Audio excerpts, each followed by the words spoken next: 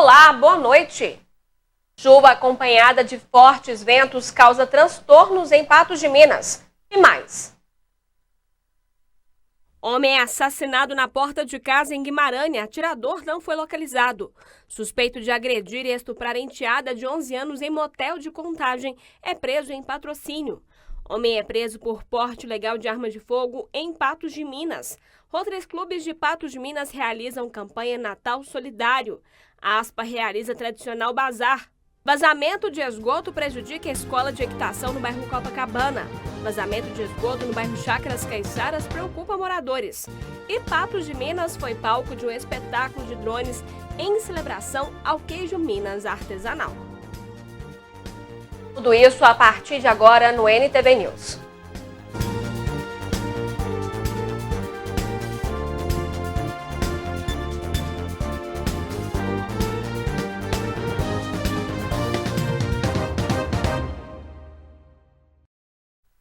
Homicídio foi registrado no início da noite de ontem na cidade de Guimarães.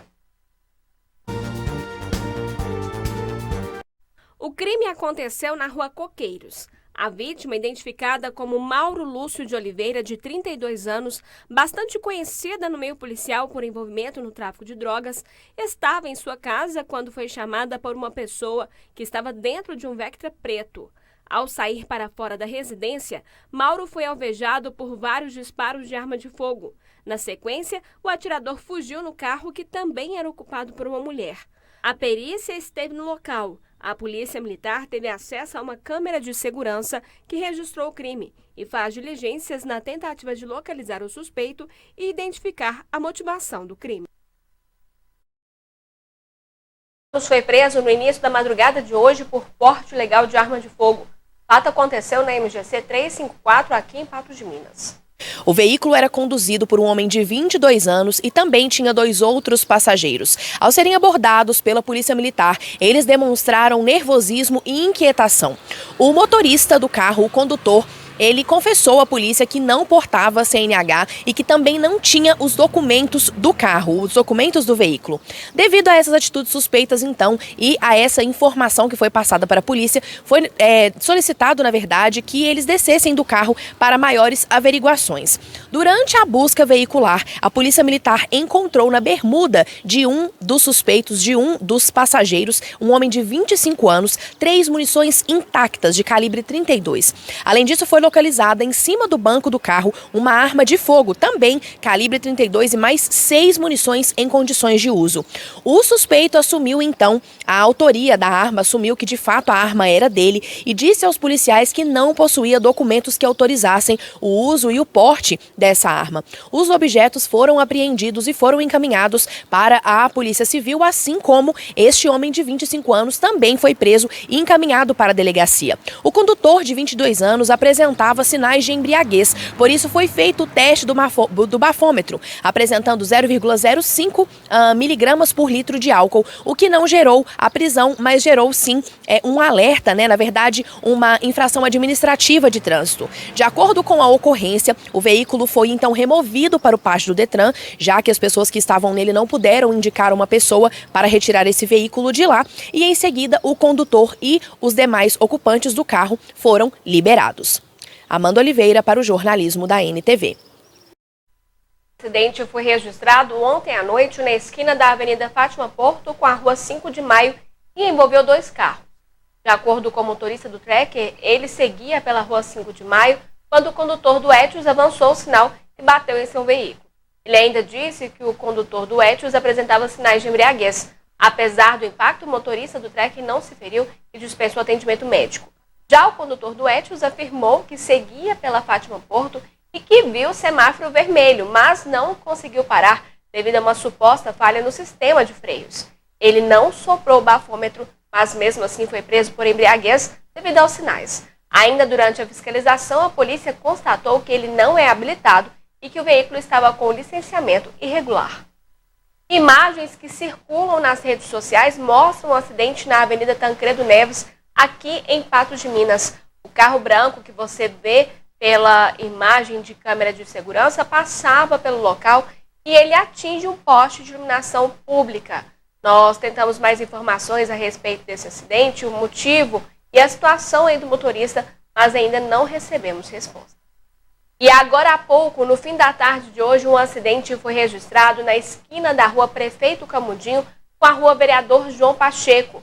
O carro que você vai ver aí nas imagens vinha pela Prefeito Camundinho, não parou e foi atingido pelo outro veículo. Uma pessoa que estava aguardando na calçada foi atingida. Olha só as imagens. Então a informação que a gente tem é que esse carro preto vinha aí pela Prefeito Camundinho, ele avança a parada obrigatória, é atingido pelo carro que estava na preferência, na Vereador João Pacheco, e essa mulher que estava na calçada é atingida aí pelo veículo preto. A informação é de que o carro que avançou a parada obrigatória é emplacado em Brasília e de que o motorista fugiu. A seguir, indústria mineira precisa de 1,6 milhão de pessoas qualificadas até 2027. Pós Black Friday, atrasos e envios errados são alguns problemas nesse período.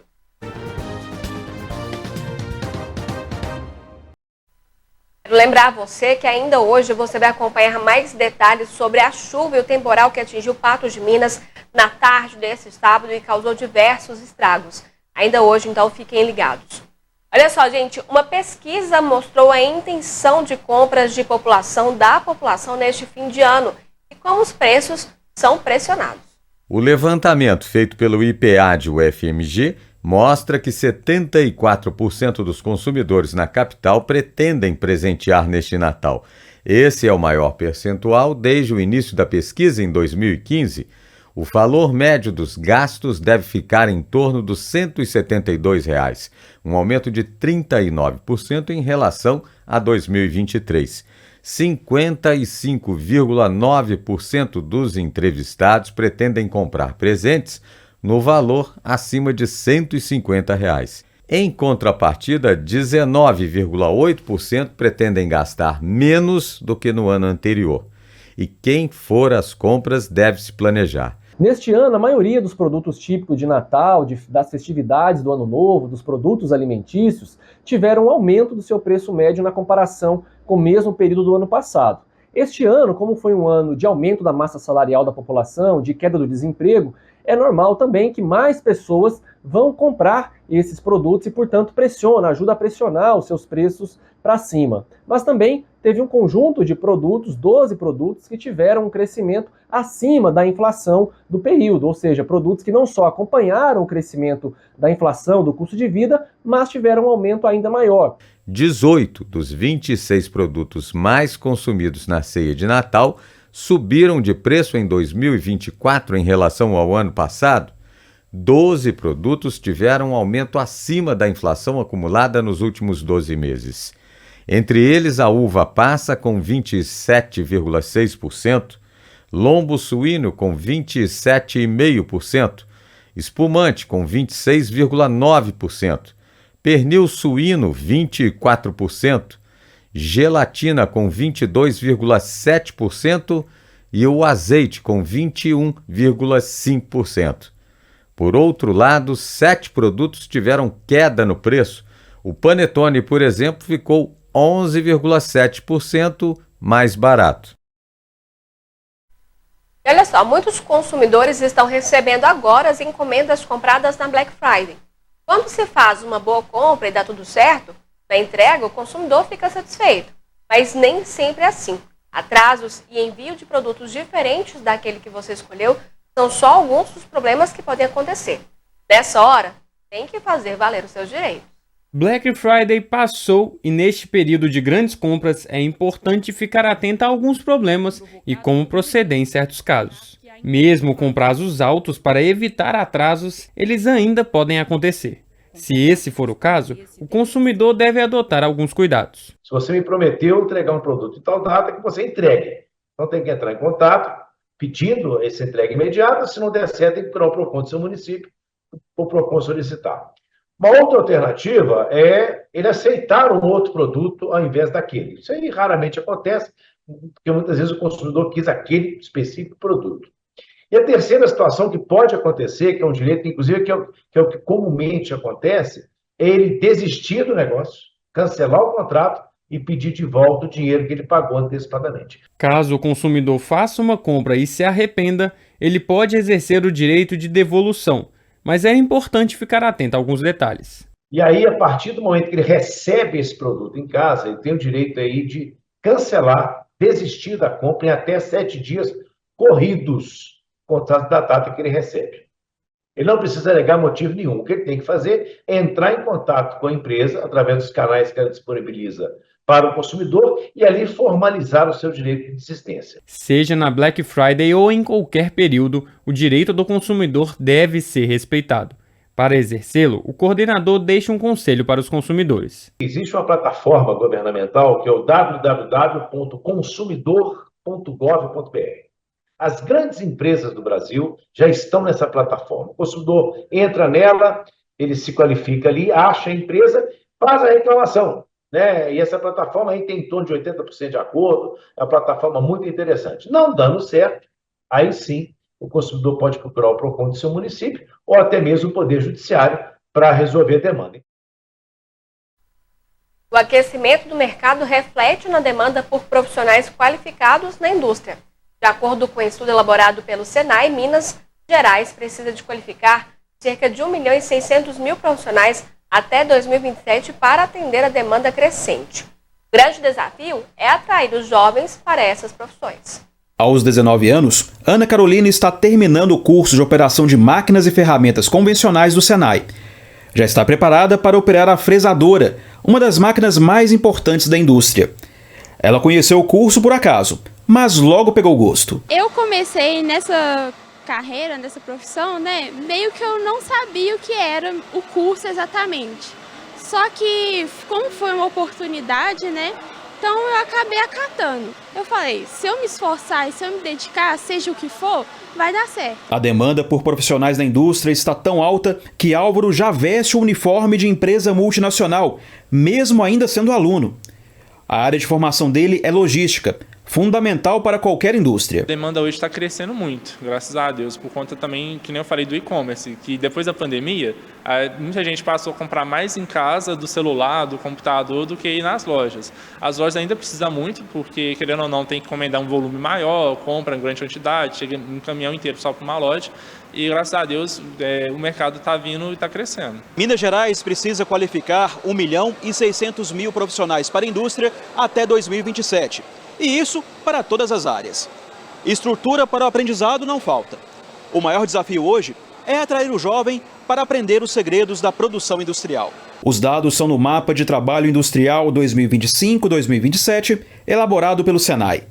Logística, construção, manutenção e metalmecânica são as áreas que precisam com mais urgência de profissionais qualificados. Para o diretor da unidade, isso é ótimo sinal para a economia, mas é preciso despertar interesse dos mais jovens em trabalhar com ferramentas, engrenagens e graxa.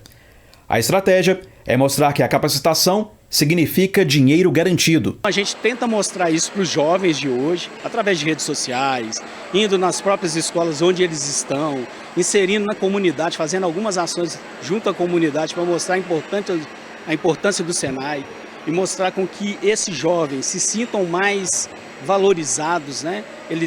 Eles tenham a sua independência econômica o quanto antes, e ele só vai atingir isso se ele estiver estudando.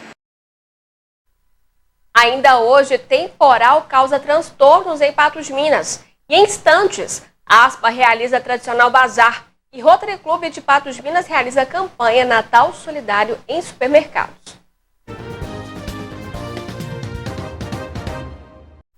A Assembleia Legislativa de Minas Gerais reconhece iniciativas que previnem catástrofes climáticas por meio do prêmio Assembleia de Incentivo à Inovação. Este ano, 10 projetos foram premiados. A entrega dos prêmios foi feita durante uma solenidade no Salão Nobre da Assembleia Legislativa de Minas Gerais. Em um cenário de emergência climática, soluções sustentáveis são fundamentais. O Prêmio Assembleia de Incentivo à Inovação premiou ideias que apresentaram soluções contra a seca e a chuva extrema em território mineiro. Ideias que vão desde a inteligência artificial até ideias do dia a dia básico para a produção, por exemplo, de alimentos, para que a gente possa incentivá-las a atender a população, não só de Minas Gerais, do Brasil, por que não dizer, do mundo, incentivando assim, claro, a combater ou amenizar os efeitos da crise climática. Participaram do concurso 124 propostas do Brasil inteiro. 10 projetos foram escolhidos após a análise de uma equipe especializada. Thaís é de São Paulo e ganhou o primeiro lugar. A nossa solução é entregar para a Defesa Civil do Estado de São Paulo uma plataforma ágil e intuitiva de monitoramento, ranqueamento e mapeamento das áreas suscetíveis a deslizamentos, que é atualizada a cada 30 minutos. Então, a cada 30 minutos, o governo vai receber informações das áreas de risco e assim conseguir salvar vidas, agindo preditivamente. Vitória Mineira de Itajubá. A proposta dela ficou em sexto na premiação. A gente sofre muito com as questões de inundações da nossa região, sabemos essa problemática, né? Não só em Minas Gerais como no Brasil. Então a gente desenvolveu um sistema de monitoramento hidrológico a fim de tornar bacias hidrológicas mais inteligentes. Além do prêmio de R$60 mil, os vencedores vão participar do programa de aceleração do Parque Tecnológico BHTEC. Hoje foi a premiação e no início do próximo ano nós vamos apresentar o plano de ação aí sim na área de legislação, de fiscalização e também de orçamento para a gente fazer uma discussão cada vez mais pontual nessa discussão aqui em Minas Gerais. Realizada hoje mais uma edição do Bazar da Aspa, com o intuito de arrecadar fundos para o projeto de castração da associação. O bazar, que já é uma tradição em Patos de Minas, sempre carregou um objetivo nobre. Todas as peças, que variam entre roupas, sapatos, acessórios e utensílios de cozinha, têm um valor único de R$5 e todo o dinheiro é destinado aos projetos da ONG, que são tão importantes para os animais da nossa cidade. O bazar ele já acontece há mais de 15 anos, todos os meses no segundo sábado do mês. A gente realiza o bazar, né, com doação da população e o dinheiro, né, o que é arrecadado aqui, ele volta para os animais em castração. Então a gente tenta castrar o maior número de animais possíveis de rua e também, né, de pessoas, né, que precisam, que muitas vezes não tem um muro para prender seu animalzinho, então precisa castrar para esse cachorro não vir a ter cria, né? A manhã esteve bastante movimentada na Avenida Getúlio Vargas durante o bazar.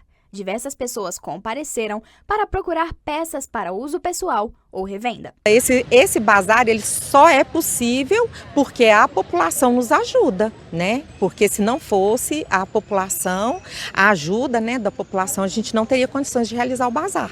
Dona Maria doou algumas peças que foram vendidas no bazar e reconhece a importância do ato. É muito importante, é muito, eu amo, sabe? Parece que é uma coisa muito boa a gente doar, sabe? Aí os produtos da senhora já chegaram aqui? Chegaram todos novos, sabe? Tudo bem conservado. Foi a mesma hora que eu cheguei, já vendi tudo. Pegar tudo. A senhora pretende continuar ajudando? Vou, peguei o telefone. Roupa de mar lá em casa. Vou doar tudo. Além da participação nos bazares, a associação também conta com a ajuda da população através de doações. Cada centavo é essencial para levar o projeto adiante. A gente não, assim, até queria explicar isso aqui. Muitas pessoas acham que a gente trabalha remunerado, que a gente recebe pelo que a gente faz. Não, o nosso trabalho, a ONG é um trabalho voluntário, né? Ninguém aqui recebe, a gente trabalha porque a gente ama os animais, né? Então a gente precisa muito da ajuda das pessoas. O Rotary Clube de Patos de Minas está arrecadando alimentos em supermercados da cidade para a montagem de cestas básicas que serão doadas a famílias cadastradas. A campanha Natal Solidário é feita todos os anos pelos Rotary Clubes da cidade, que contam com a contribuição da população. O primeiro sentimento que a gente tem da população de Patos é que são pessoas realmente que sempre contribuíram, né? Sempre ajudaram o próximo, e é dentro dessa razão que o Rotary tem esse trabalho. Junto a isso, todo ano a gente faz essas campanhas do supermercado, aproveitando exatamente a solidariedade do povo patense, e a gente pede àquelas pessoas que vão no supermercado, onde nós estamos aqui hoje, que cada um doe um pouquinho. Um pouquinho nós vamos montando as cestas básicas, e no Natal nós, com certeza, vamos fazer algumas famílias também mais felizes. Os companheiros do clube montaram pontos de coleta em supermercados da cidade para a arrecadação de alimentos. A campanha vai até o dia 23 de dezembro. Olha, esses produtos onde normalmente são mais perecíveis, né? Então, sal, açúcar, óleo, café, então essas coisas todas que uma família simples, uma família precisa e tem a necessidade. Até o dia 23, né? Até o dia 23 nós estaremos com essa campanha em vários supermercados da cidade. Tem visto também colegas nossos do Lions, né? Então o importante é isso, é a solidariedade. É levar um pouquinho que não vai pesar para você, mas que vai trazer muita felicidade e conforto e saúde, né? Para algumas pessoas que têm realmente a necessidade. Porque às vezes você fala, é só 1 quilo de açúcar, mas para muita gente faz falta 1 quilo de açúcar. O diretor de protocolo do Rotary Sertão, João Mauro Versiani, alerta para que a população não caia em golpes e doe apenas para pessoas devidamente identificadas com camisetas do Rotary. Sempre tem o carrinho, esse folderzinho que vocês vão mostrar na tela e também as camisetas. Então as pessoas do bem querendo fazer o bem. Então estão todas identificadas e não precisam temer, porque todos sabem, né? Os clubes de serviço de Patos realmente fazem um trabalho fantástico e é muito importante a contribuição de cada um. Ainda hoje a gente mostra os transtornos provocados por temporal em Patos de Minas. E depois do intervalo, vazamento de esgoto no bairro Chácaras Caiçaras preocupa moradores. E vazamento de esgoto prejudica a escola de equitação no bairro Copacabana.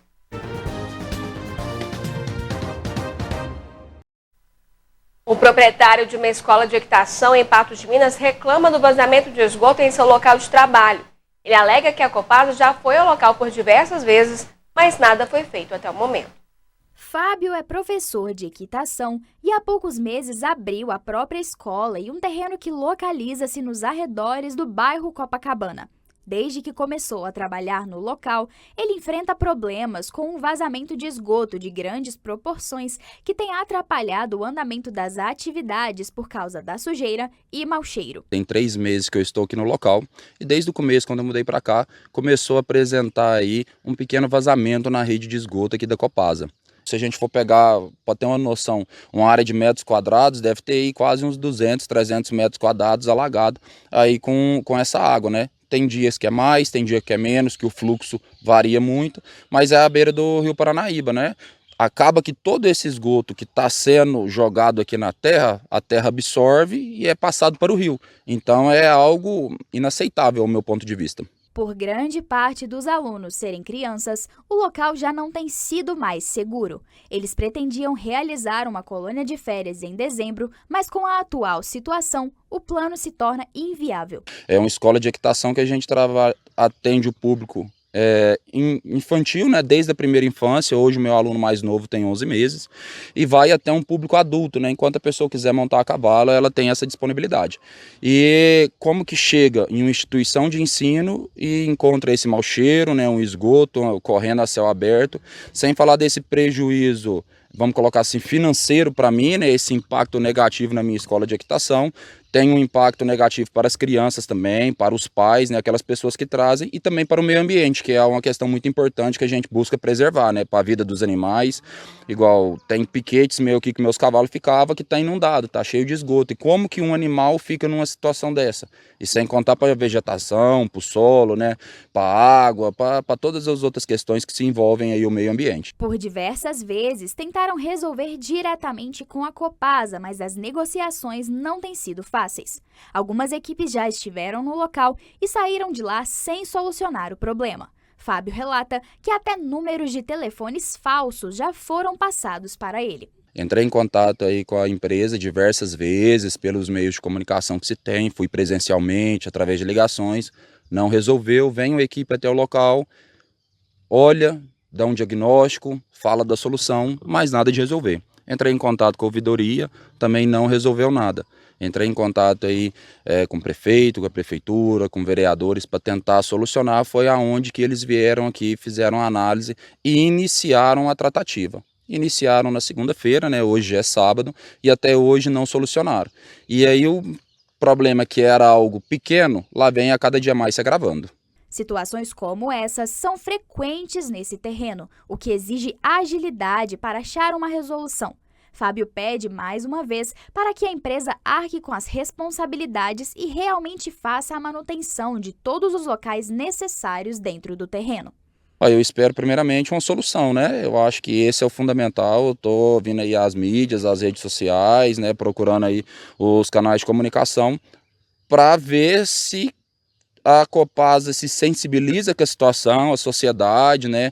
A população patense se sensibiliza, me ajuda aí nesse sentido de cobrar uma solução do problema. Sobre isso, a Copasa informou que, dada a complexidade do caso, a previsão é que o vazamento do bairro Copacabana seja corrigido somente na segunda-feira. Disse ainda que a causa do vazamento só poderá ser avaliada com precisão após a conclusão dos trabalhos de manutenção no local. E o vazamento na Avenida Tenente Coronel Altino Augusto Ferreira, na esquina com a Rua José Tolentino Pereira, no bairro Chácaras Caiçaras, preocupa moradores. A equipe de jornalismo da NTV recebeu um vídeo de um morador do bairro Chácaras Caiçaras mostrando o vazamento de esgoto na Avenida Tenente Coronel Altino Augusto Ferreira, esquina com a Rua José Tolentino Pereira. O morador relata que a situação começou há 2 dias e que já registrou queixa na Copasa, mas não obteve providências. Ele destaca que o esgoto cai no córrego Limoeiro, contribuindo para a contaminação. Já liguei na Copasa 3 vezes, fizemos o registro, a denúncia do vazamento há 2 dias e a Copasa não deu retorno ainda. O esgoto correndo a céu aberto, mau cheiro, e também esse esgoto corre para o leito do córrego Limoeiro, contaminando mais ainda a água do córrego Limoeiro. A Copasa informou que uma equipe operacional seria enviada hoje ao local para realizar o serviço de manutenção necessário e corrigir o vazamento de esgoto. Nós também perguntamos qual o motivo do vazamento e o que a Copasa faria em relação à contaminação do córrego, mas sobre isso não fomos respondidos. E olha só, moradores do bairro Jardim Recanto pedem a ajuda das autoridades. As casas estão sendo invadidas por insetos. Lacraias também são conhecidas como centopeias, animais peçonhentos que podem causar muita dor em sua picada, além de inchaço e vermelhidão na pele. As centopeias são pragas que não conseguem sobreviver em climas frios e muito chuvosos. Em vez disso, elas vão para dentro de casa, em busca de um lugar aquecido para sobreviver e tentar se reproduzir. A lacraia se alimenta de outros insetos como baratas e besouros. Porém, apesar de contribuírem para que a casa fique livre das pragas, o fato de serem venenosas torna a lacraia não muito agradável, especialmente se aparecer em grandes quantidades, como está acontecendo na casa dos moradores do bairro Jardim Recanto. Eu acho que, infelizmente, está vindo desse mato aqui, né? Essa rua aqui deve ter 1 ano que eles fizeram esse pedacinho de asfalto, e de 20 dias para cá, não está aparecendo, não é uma dessas lagartinhas, são milhares. Dentro de casa você mata 20, 30 e quando amanhece o dia você mata mais 20, 30. Aí eu tive lá nos zoonóis e pedi ajuda, eles mandaram eu ligar na auditoria da prefeitura, eu liguei na auditoria da prefeitura, a menina falou que ia mandar um fiscal dos zoonoses aqui para ver se batia um veneno ou não. Aí não ficou satisfeita, mandou eu ligar em outra auditoria, liguei na de limpeza pública, a auditoria diz que é limpeza pública, para eles mandar um fiscal aqui para ver se é particular ou se é da prefeitura. Pedir para limpar, ou senão bater um veneno para nós não estamos aguentando mais. Nós almoçamos com essas lagartixas, janta com a lagartixa e amanhece o dia, dorme com esses bichos do lado. Não está aguentando mais, porque não é um só, é milhares delas. Enquanto a nossa equipe esteve no local, podemos perceber em pouco tempo mais de 20 centopeias andando por perto. Como nos últimos dias tem havido muitas chuvas, os moradores relatam que as aparições das centopeias em suas casas têm sido maior. Quando chove é pior, porque quando está quente, eu acho que elas não andam porque o asfalto esquenta muito. Mas choveu, e da agora para tarde, como vocês estão vendo aqui, começou a boca da noite escurecer, aí elas saem louca mesmo. Se chover é pior, aí que elas andam mesmo, elas vêm com tudo. O senhor José Aparecido mora aqui na rua Salvina Maria do Carmo, no bairro Jardim Recanto, há mais de 20 anos, e essa situação nunca tinha acontecido. Ele relata que há mais ou menos um ano atrás, esse finalzinho da rua aqui foi construído e no período dessa construção houve muito acúmulo de lixo dos moradores aqui nesse finalzinho. E depois disso, agora nesse período de chuvas, de uns 20 dias para cá, os bichinhos, as lacraias têm intensificado, têm aparecido mais. E o bairro inteiro está reclamando, inclusive pessoas que têm crianças em casa relatam que a picadinha do bichinho ela dá uma queimadura, tipo uma tatarana, e que atrapalha até as crianças ficarem em casa, né, deixarem ali à vontade. A população pede ajuda das autoridades.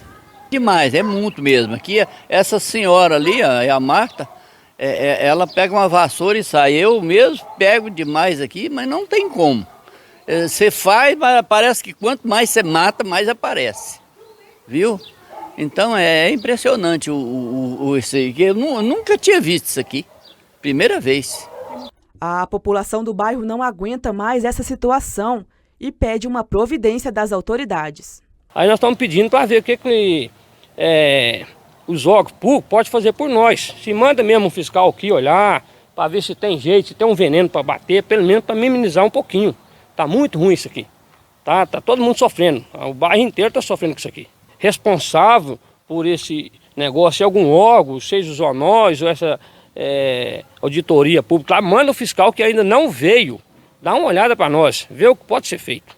Às vezes limpar isso aqui, jogar esse mato para lá, mais uns 30 metros para lá, né, ou podar ele aí para ver se acaba um pouco com elas. Manter limpos quintais, jardins e garagens, evitando o acúmulo de folhas secas, lixos e demais materiais como entulho, telhas ou madeiras, é fundamental para prevenir as visitas indesejadas.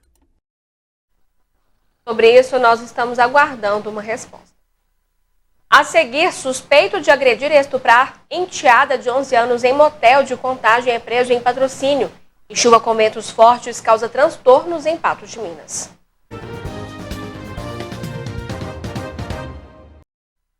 Os idosos já representam 15% do turismo doméstico e a tendência é aumentar esse percentual. São viagens que oferecem novas experiências e uma vida mais saudável na terceira idade. Se viajar é mesmo trocar a roupa da alma e colecionar histórias, essas três amigas desfilam na passarela da vida. É muito bom para a cabeça, sabe? Você mantém a sua cabeça sempre ativa. Esse lance de amigos é uma coisa muito bom, que você, cada vez que você viaja, você já reencontra alguns, né? E faz outros novos, isso é muito bom. Eu brinco que eu troco a minha roupa, a roupa da minha alma, faz bem para o meu lado emocional, para minha mente, para minha saúde. As pessoas com 60 anos ou mais representam 15% do turismo doméstico e 10% dos viajantes internacionais. Eu fui para Nova York, eu sempre me via na virada do ano, aquela maçã descendo, eu sempre vi. E eu fui lá, eu estive lá, e foi uma emoção, nossa, indescritível. Algumas políticas estimulam essas viagens. Nas passagens rodoviárias, eles têm desconto e até gratuidade no valor dos bilhetes, se o idoso comprovar renda de até 2 salários mínimos. O programa Voa Brasil do governo federal promete passagens de até R$ 200 o trecho, independente da faixa de renda, desde que o idoso não tenha se deslocado de avião nos últimos 12 meses. Para atender melhor turistas com 60 anos ou mais, hotéis e pousadas fazem adequações na infraestrutura, como, por exemplo, passam a sinalizar com cores mais fortes, instalam rampas e elevadores e barras horizontais nos banheiros. E o setor deve crescer. O censo de 2022 mostrou que o Brasil tem mais de 32 milhões de pessoas com 60 anos ou mais. Aproximadamente 56% dos idosos são mulheres. Na comparação com o censo de 2010, o total de idosos no país aumentou em 56%. A Andréia, que organiza o roteiro das 3 aventureiras, celebra as transformações que uma viagem pode trazer e se cerca de cuidados para bem atender as clientes. A gente primeiro pensa na experiência que a gente quer proporcionar para elas, tomando cuidado de levar em conta a idade, aquilo que elas conseguem fazer, e sempre cuidamos também de ter alguém para que possa cuidar caso ela não consiga prosseguir no roteiro. Uma pesquisa da Câmara Brasileira do Livro mostra que, apesar da concorrência com a tecnologia, a leitura ainda é um hábito comum para a maioria dos brasileiros. E para começar a desenvolver o gosto pelas palavras impressas, a escola tem um papel fundamental. Eles só têm 6 anos, mas estão descobrindo um hábito humano que sobrevive a pelo menos 6.000. Por que você gosta de ler? Porque eu fico inteligente. Porque é legal e eu já estou aprendendo a ler sozinho. A gente trabalha bastante com os pequenos, com consciência fonológica, rima, literação, os maiores a sequência narrativa. Isso é importante porque cada vez mais aquela leitura com calma em um sofá ou embaixo de uma árvore vem ficando mais rara. A escola tem um papel fundamental, porque é na escola que os estudantes vão poder ter acesso a alguém que é profissional da área, da língua portuguesa, da literatura, então alguém que vai poder fazer uma curadoria interessante, escolher bons livros, conduzir também uma leitura de forma a aprofundar. Hoje em dia, a leitura também precisa dividir espaço com a tecnologia. Mesmo assim, ainda tem bastante gente indo a livrarias. O levantamento mais recente da Câmara Brasileira do Livro, feito no ano passado, mostrou que foram 25 milhões os brasileiros que compraram ao menos uma obra no período. Quase 70% adquiriram de 1 a 5 desses itens. Já os leitores vorazes, que fecharam o ano com mais de 16 livros, somaram só 8%. Não ficção e ficção, ambos para adultos, foram os 2 gêneros mais procurados. Em seguida, vieram os livros do segmento científico, técnico ou profissional. O poder público, ele precisa ser muito atento em relação a questões da leitura. Deve haver cada vez mais projetos de entrega de livros mesmo, de ações que possam equipar melhor as bibliotecas, mais formações também para os professores. Pode ser algo que pode fazer diferença, viu? No futuro da leitura no Brasil. Você pode levar um livro para um restaurante, você pode ler na casa do seu amigo, você pode ler até na casa da sua tia. Daqui a pouco você vai ver os transtornos causados pelo temporal que atingiu Patos de Minas neste sábado. E olha só, gente, Patos de Minas recebeu ontem um show de drones para celebrar o reconhecimento dos modos de fazer o queijo Minas artesanal como patrimônio cultural e imaterial da humanidade pela Unesco. A Organização das Nações Unidas para a Educação, a Ciência e a Cultura, a Unesco, reconheceu os modos de fazer o queijo Minas artesanal como patrimônio cultural e imaterial da humanidade.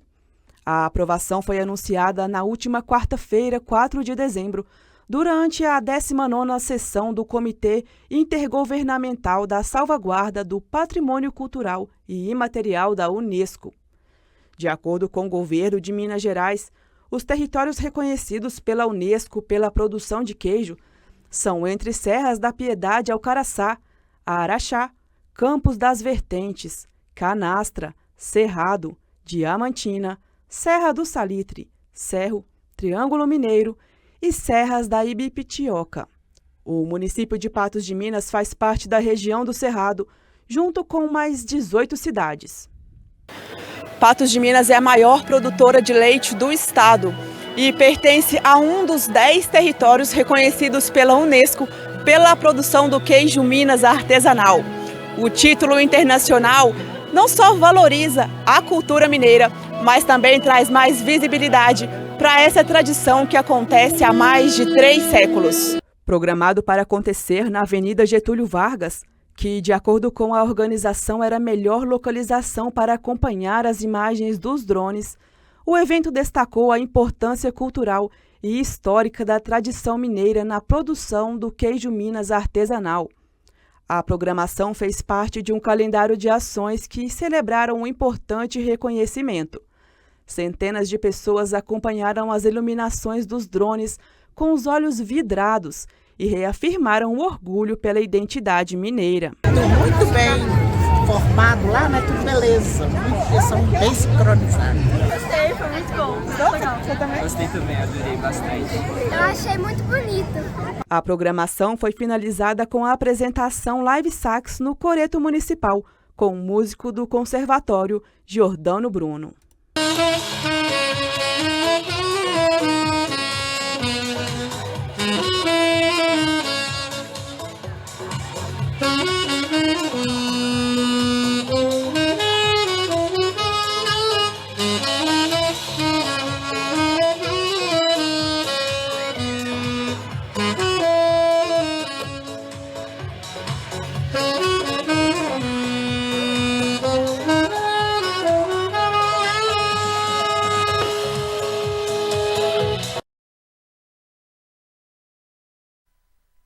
Um homem de 35 anos, suspeito de agredir e estuprar a enteada de 11 anos em um motel na cidade de Contagem, foi preso ontem à tarde na MG 188 em Patrocínio. O suspeito é namorado da mãe da criança e os três estavam fazendo uma viagem, saindo da cidade de Divinópolis para Contagem. O objetivo da viagem era que conhecessem a família do acusado. O acusado e a mãe da vítima estavam em um relacionamento e moravam juntos há cerca de 5 meses.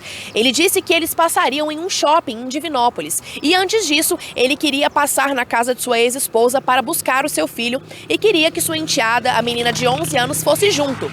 A mãe da menina disse que também queria ir, mas quando ela viu, o suspeito já tinha saído com a menina.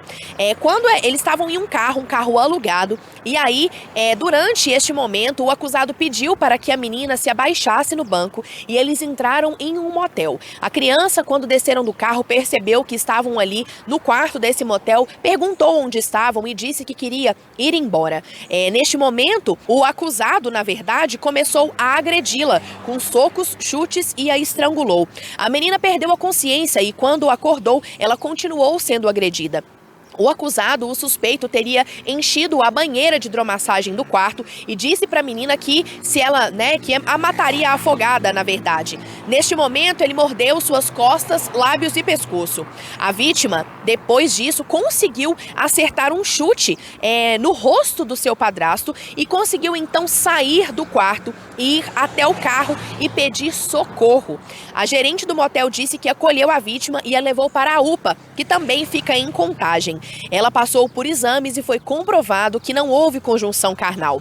O Serviço Social Autônomo de Contagem informou que a menina foi transferida da UPA para o Centro Materno Infantil da cidade, onde passou por atendimento médico, ginecológico, psicológico e de serviço social, além de ter feito diversos exames de imagem. A criança já recebeu alta.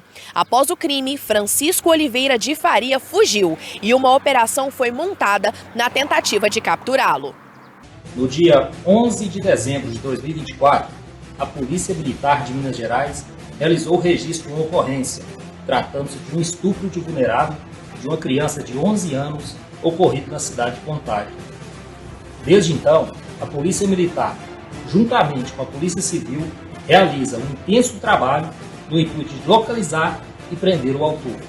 Já na data de hoje, dia 13 de dezembro, no município de Patrocínio, em uma rodovia, o veículo do autor em fuga, que deslocava sentido Londrina, Paraná, foi interceptado pelas equipes policiais. O suspeito disse que após a tentativa de estupro, ele se deslocou para Diamantina e em seguida para a cidade de João Pinheiro. No momento da abordagem, ele estava indo para Londrina, em fuga, orientado por seu advogado a sair para que não fosse preso em flagrante. O suspeito apresentava sinais de uso de substâncias químicas. Ele teria dito que é dependente de drogas e que havia utilizado maconha pouco antes da abordagem.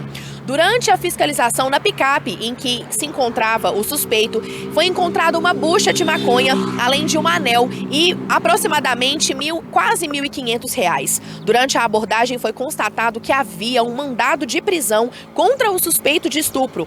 Ele foi conduzido para a delegacia de Patrocínio e seu veículo foi apreendido. Os policiais também identificaram que Francisco tem ficha criminal por suspeita de agredir uma garota de programa. Gente, como nós chamamos aqui todo o jornal, uma forte chuva em Patos de Minas no final da tarde de hoje provocou diversos transtornos em vários locais da cidade. A chuva começou por volta das 17 horas e afetou diversas partes de Patos de Minas. A Avenida Paranaíba ficou interditada após a queda de uma árvore. Houve queda de árvores também na Avenida Paracatu. Na Avenida Afonso Queiroz, uma estrutura metálica caiu, atingindo fiações e árvores. O centro da cidade também foi afetado, com várias quedas de energia em sequência, deixando inclusive a sede do Grupo NTV de Comunicação sem energia por cerca de 15 minutos. A rodoviária da cidade foi invadida por galhos e folhagens que caíram em razão da força do vento. Inúmeros outros locais tiveram quedas de árvores e estruturas. No bairro Brasil, na rua Joaquim das Chagas, as estruturas de vidro da fachada de um prédio recém-reformado caíram. Um vídeo enviado ao nosso jornalismo registrou o momento da queda da estrutura metálica da Santa Casa. Outro mostra a situação de alguns corredores do hospital que foi tomado pela água. Outro local que sofreu com a devastação deixada pela chuva foi a Avenida Getúlio Vargas. Várias luzes e decorações do renascer natalino foram danificadas. A organização do evento informou que as luzes não serão acesas neste sábado e que a equipe técnica já está avaliando os danos. A Prefeitura de Patos de Minas emitiu comunicado informando que o Corpo de Bombeiros, a Polícia Militar e a Defesa Civil estão trabalhando nas demandas relacionadas à chuva e orienta para que a população evite transitar pela Avenida Marabá, pela situação ocorrida na Santa Casa, e pela Avenida Afonso Queiroz, na altura do número 355, por causa de estruturas que foram arrancadas e que podem trazer riscos. Olha só, gente, nós temos aqui alguns recados importantes para repassar para você, o nosso telespectador, em relação ao atendimento de saúde aqui em Patos de Minas. Nós estamos aqui abrindo a nota neste momento. A informação